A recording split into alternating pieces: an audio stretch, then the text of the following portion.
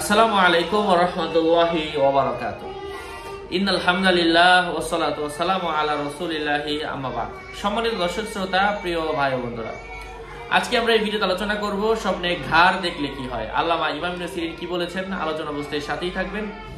যারা এখনো চ্যানেলটি সাবস্ক্রাইব করেননি, সাবস্ক্রাইব করতে ভুলবেন না। ভেরিফাই চ্যানেলের ডেসক্রিপশন বক্সে ক্লিক করলে পেজ এবং আইডি আসবে। এটা ছাড়া আলাদা অন্য কোনো পেজ নেই, আইডি নেই, ইমো নেই, হোয়াটসঅ্যাপ নেই, টিকটক নেই। সাবধান, নাম ছবি দেখে বিভ্রান্ত হবেন না। ঘাড় স্বপ্নে দেখার অর্থ হলো আমানত। ঘাড় লম্বা ও মজবুত দেখা স্বপ্নদ্রষ্টা দিনদারি ও আমানতদারি তার আলামত বুঝতে হবে। ছোট ও দুর্বল দেখা দিনদারি ও আমানতদারি তার ত্রুটির প্রতি ইশারা।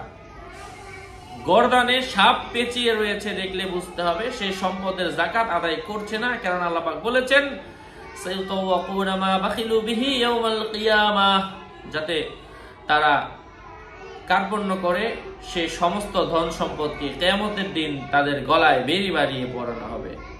ঘাড়ের দুইটি রগ ফেটে রক্ত বাহির হতে দেখলে সে মারা যাবে।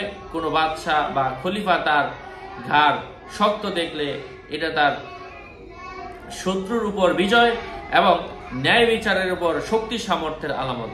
ঘাড়ের পেছনের দিক মোটা এবং শক্ত দেখা মহান আল্লাহ তাআলা যে দায়িত্ব দিয়েছেন তার উপর সক্ষমতার ইশারা। ঘাড় সুন্দর দেখা যুদ্ধ ও কাজ থেকে পালানোর লক্ষণ বুঝতে হবে।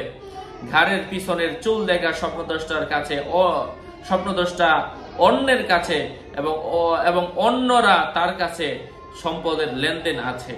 পিছনের দিক মুন্ডানো দেখা ঋণ পরিশোধ এবং আমানত আদায়ের লক্ষণ। ঘাড়ের পিছনের দিকে চুল শূন্য দেখা স্বপ্নদ্রষ্টা দারিদ্রতার কথা বোঝায়। জৈনক ব্যক্তি স্বপ্নে দেখলেও তার ঘাড় লম্বা নয়, খাটোও নয়।